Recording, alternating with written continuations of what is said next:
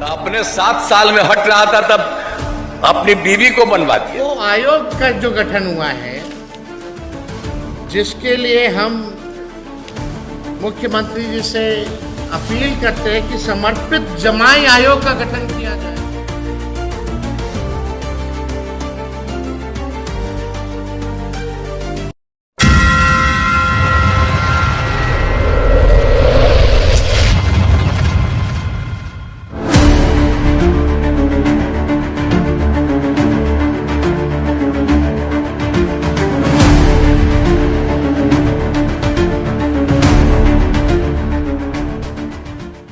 नमस्कार दोस्तों, the real story में आपका स्वागत है। मैं हूं राजेंद्र शर्मा।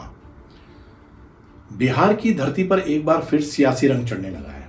विधानसभा चुनाव आ रहे हैं।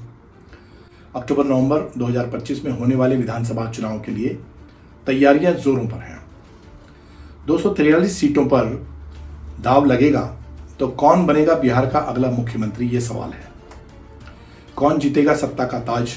लेकिन इस बार चुनावी जंग सिर्फ पार्टियों के बीच नहीं है, बल्कि परिवारों के बीच भी है।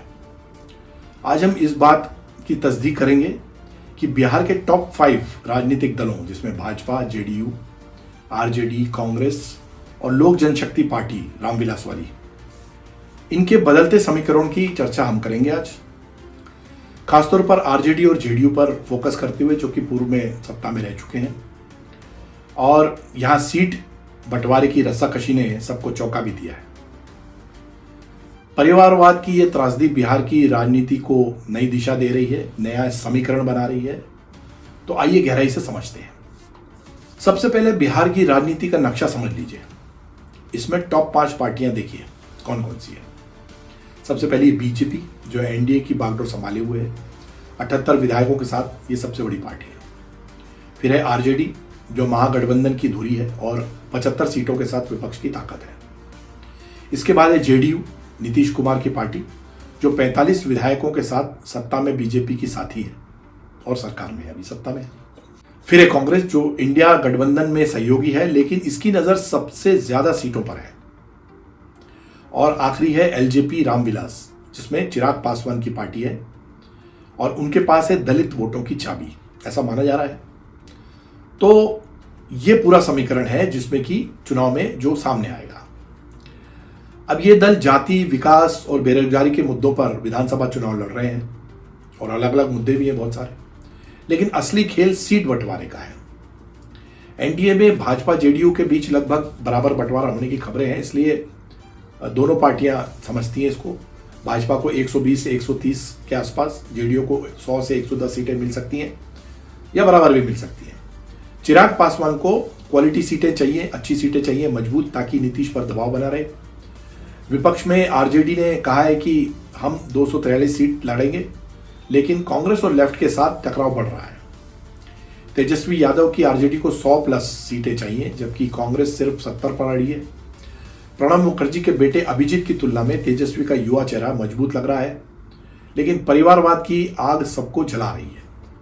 तो अब आगे देखते हैं कि परिवारवाद किस तरह से, क्या रंग, क्या रूप ले रहा है। अब आते हैं मुख्य ड्रामे पर। आरजेडी में लालू परिवार में जो सियासी विरासत का संघर्ष चल रहा है, वो बड़ा देखने लायक है। लालू यादव ने अपने सबसे छोटे बेटे तेजस्वी को अपना उत्तराधिकारी घोषित किया है।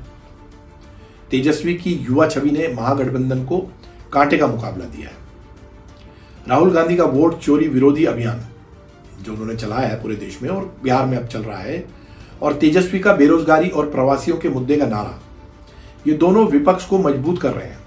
ऐसा नहीं है कि लोगों तक नहीं पहुंच रहा है, लेकिन आग परिवार के अंदर ही लगी है।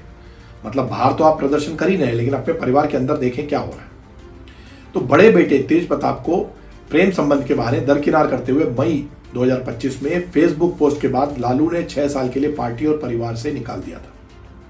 इस सब के बाद 25 सितंबर 2025 को तेज प्रताप ने नई पार्टी लॉन्च की, जनशक्ति जनता दल, JJD। इसका चुनाव सिंबल है ब्लैक बोर्ड। पार्टी के पोस्टर पर तेज प्रताप ने महात्मा गांधी, अंबेडकर, राम मनोहर लोहिया, जयप्रकाश नारायण, कर्पूरी ठाकुर, ये सब बड़े बड़े नेता हैं बिहार के, उन सब के फोटो लगाए हैं। लेकिन लालू प्रसाद यादव जो उनके पिता हैं और आरजेडी के अध्यक्ष थे, उनकी फोटो गायब थी अभी जो पोस्टर जारी हुई। तेज प्रताप ने भी कह दिया मेरे माता पिता आरजेडी में है, वो मेरे दिल में बसते हैं, हमेशा बसते रहे। दूसरी तरफ तेज प्रताप ने अपने भाई तेजस्वी पर हमला भी तेज कर दिया है। उन्होंने तेजस्वी पर तंज कसा है, जयचंद पूछ रहे हैं। फिर पोस्टर लिखा, जन जन की शक्ति, जन जन का राज, बिहार का विकास करेंगे तेज प्रताप। यह बगावत आरजेडी के लिए बड़ा झटका है। तेज प्रताप महुआ सीट से इंडिपेंडेंट लड़ने की घोषणा कर चुके हैं। क्या ये लालू की विरासत को चूर चूर कर देगा, उनके परिवार में टुकड़े करेगा, जो कि ऐसा लग रहा है थोड़े से टुकड़े हो रहे हैं। एक तरफ उनकी बहन मीसा भारती राज्यसभा में है, लेकिन असली हलचल रोहिणी आचार्य की तरफ से है, जो खुद इच्छुक है। पिता लालू को किडनी दान करने वाली रोहिणी ने 18 सितंबर को सोशल मीडिया पर तूफान मचा दिया है। उन्होंने एक इन्फ्लुएंसर की पोस्ट शेयर की जिसमें आरजेडी सांसद संजय यादव पर बिहार अधिकार यात्रा में बस की अगली सीट पर बैठने का आरोप लगाया है। वो सीट जो लालू या तेजस्वी के लिए रिजर्व रहती थी। फिर रोहिणी ने दलित नेता शिवचंद्र राम की तस्वीरें शेयर की हैं। लिखा, लालू जी के न्याय अभियान का मकसद वंचितों को आगे लाना है, इन्हें आगे बैठा देखना सुखद है। लेकिन 19 सितंबर को उन्होंने अपनी पुरानी तस्वीर शेयर की, सिंगापुर में जब वो किडनी दान के दौरान ऑपरेशन थिएटर जा रही थी। तो इस फोटो को शेयर करने के बाद उन्होंने कैप्शन दिया, मुझे किसी पद की लालसा नहीं है, न राजनीतिक महत्वाकांक्षा है, मेरा स्वाभिमान सर्वोपरि है, ये उन्होंने कह दिया। लेकिन उसके अगले दिन 20 सितंबर को उन्होंने पार्टी लीडर्स को अनफॉलो भी कर दिया, जिस पर सबकी नजर थी। ऐसी चर्चा है कि रोहिणी विधानसभा चुनाव लड़ना चाहती थी, लेकिन तेजस्वी ने उनको ठुकरा दिया प्रस्ताव को। क्यों?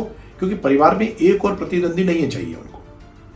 लेकिन इसके बाद 26 दिसंबर को तेजस्वी ने इस बात का खुलासा भी किया, इस पर खुलकर कहा कि रोहिणी दीदी ने कभी चुनाव लड़ने की इच्छा जाहिर ही नहीं की थी, ना किसी का टिकट मांगा। वे मेरी बड़ी बहन है, हम साथ हैं, ये उन्होंने साफ किया। मतलब परिवार में टुकड़े से इनकार किया। संजय यादव तो बस बहाना है, असल मुद्दा है विधानसभा में बराबर हिस्सेदारी। अगर रोहिणी को सच में महत्वाकांक्षा नहीं है तो सोशल मीडिया पर यह सब क्यों लिख रही है। लालू यादव के परिवार में 5 सदस्य राजनीति में सक्रिय हैं। राबड़ी देवी उनकी पत्नी, उनका साला साधु यादव, उनकी बेटी मीसा, बड़ा बेटा तेज प्रताप और छोटा बेटा तेजस्वी यादव। हर कोई त्याग की कीमत मांग रहा है। तेज प्रताप ने कहा है कि बहनों का अपमान करने वालों को कृष्ण का सुदर्शन चक्र झेलना पड़ेगा। यह अंतरकला आरजेडी के लिए दोहरा खतरा है। पहला तो नीतीश भाजपा इसे तेजस्वी की कमजोरी बताएंगे। इसके अलावा पुराने नेता बगावत कर सकते हैं। तेजस्वी की युवा नेता वाली छवि धुंधली पड़ सकती है। दूसरी तरफ जेडीयू में भी परिवारवाद की हवा चल पड़ी है। नीतीश कुमार जो कभी लालू पर तंज कसते थे कि ये परिवारवाद चला रहे हैं, अब अपने इकलौते बेटे निशांत को राजनीति में ला रहे हैं और कह रहे हैं ये कार्यकर्ताओं की इच्छा है। इच्छा का हवाला देके वो सब कर रहे हैं। निशांत अकेले हैं तो बंटवारे का डर नहीं है, लेकिन जेडीयू का वोट शेयर 2024 के लोकसभा चुनाव में बहुत गिर गया था, 43 से घटकर और कम हो गया था। यह अलग बात है कि नीतीश का सामाजिक न्याय और जाति सर्वे का वादा मजबूत है, लेकिन बेरोजगारी पर सवाल खड़े हो रहे हैं। एनडीए में सीट बंटवारे पर नीतीश को मामूली बढ़त मिलेगी, लेकिन चिराग पासवान की मौजूदगी से भाजपा ब्रिक ब्रदर बनी हुई है। जेडीयू को 100+ सीट चाहिए, वरना नीतीश की कुर्सी डगमगा सकती है। वैसे भी नीतीश को मुख्यमंत्री के तौर पर फिर से प्रोजेक्ट करने में कई बाधाएं आ रही हैं, लेकिन बीजेपी के पास कोई बेहतर चेहरा नहीं है, विकल्प नहीं है, तो इसलिए नीतीश कुमार को चलाना पड़ रहा है। प्रति परिवारवाद के कुछ उदाहरण अब सामने आ रहे हैं। नीतीश राज में खास लोगों की पौबारा है। जेडीयू सांसद संजय झा की बेटियां सुप्रीम कोर्ट में काउंसलर बन गई, तो मंत्री अशोक चौधरी के दामाद सायम कुणाल, उनको धार्मिक परिषद में जगह मिली। जीतन राम मांझी के दामाद देवेंद्र को एससी आयोग का उपाध्यक्ष बनाया गया, तो चिराग पासवान के बहनोई मृणाल को अध्यक्ष बना दिया गया। तेजस्वी ने भी इसका मजा लिया है। उन्होंने कहा है जीजा जमाई मेहरालू आयोग कहा है इसको, तो उनके तंज में दम तो है, क्योंकि आप जब दूसरे के परिवार पर परिवारवाद का आरोप लगाओगे तो आपको भी अपना दामन देखना चाहिए। भाजपा की बात करें तो मोदी जी का डबल इंजन फॉर्मूला असर दिखा रहा है। वे जातिगत जनगणना और महिला आरक्षण पर जोर दे रहे हैं, लेकिन परिवारवाद का घुन यहां भी लग गया है। कई नेताओं के बेटे बेटियां लंबे समय से सक्रिय होकर टिकट की मांग कर रहे हैं। एनडीए को ओपिनियन पोल में 100 सीटें मिलने की उम्मीद है। ऐसा अनुमान लगाया जा रहा है कि जो ओपिनियन पोल आए उसमें 136 सीटें एनडीए को मिल सकती हैं। इधर कांग्रेस में राहुल का पदयात्रा और इलेक्टोरल रिफॉर्म्स का नारा लोगों का ध्यान तो खींच रहा है, लेकिन महागठबंधन में कांग्रेस 70 सीटों पर अड़ी हुई है। मतलब कांग्रेस का कहना है कि उसे 70 सीटें चाहिए ही चाहिए, वरना बगावत फैल सकती है। एलजेपी रामविलास दलित वोटों पर सवार है। एनडीए में चिराग पासवान को 20 से 30 सीटें चाहिए और नया ट्रेंड भी सामने आ गया है। प्रशांत किशोर की जन स्वराज पार्टी, ये पार्टी सभी 243 सीटों पर चुनाव लड़ेगी, ऐसा उन्होंने दावा किया है। प्रशांत ने अपनी बिहार बदलाव यात्रा से 10% वोट शेयर मिलने का दावा भी किया है कि जब वो बिहार में घूम रहे थे तो काफ़ी लोग उनकी तरफ आकर्षित हुए, उनकी पार्टी की तरफ। भारतीय राजनीति में परिवारवाद की जड़ें बहुत गहरी हैं जो खत्म नहीं हो सकती। स्टालिन से लेकर जगन रेड्डी तक एडीआर रिपोर्ट कहती है कि 2024 के लोकसभा चुनाव में 128 वंशवादियों को टिकट मिले, इनमें से 77 जीत गए, आधे से थोड़े ज़्यादा। भाजपा ने 96 टिकट दिए जिनमें से 57 जीते। इंडिया गठबंधन ने 152 टिकट बांटे जिनमें से आधे यानी 75 ही सफल हो पाए। लेकिन बिहार में बहुदलीय परिवारवाद एक नया खतरा पैदा हो गया है। क्या है बहुदलीय परिवार? एक सदस्य सत्ता में है तो दूसरा विपक्ष में है, तो परिवार के लोग आगे बढ़ते जा रहे हैं राजनीति में। कोई एक दल हमेशा सत्ता में रहेगा, राज करेगा। ऐसे ही जनता की आंखों में धूल झोंकी जा रही है, जनता को बेवकूफ बनाया जा रहा है। दोस्तों, बिहार के चुनाव में कई मुद्दे हैं। बेरोजगारी है, प्रवासियों की समस्याएं हैं, जाति है, न्याय है। लेकिन अगर परिवारवाद हावी रहा तो विरासत चोरी का नारा वोट चोरी को दबा देगा। तेजस्वी की सत्ता फिसल सकती है, नीतीश की कुर्सी डगमगा सकती है। जनता फैसला करेगी, परिवारवाद की त्रासदी चुने या नया दौर लेकर आए, इनमें से क्या चाहिए। और बिहार को बदलने का वक्त है। आप वोट दें, जागरूक रहें और इसी तरह से हमारी स्टोरीज के साथ बने रहें। आपका बहुत बहुत धन्यवाद। जय हिंद।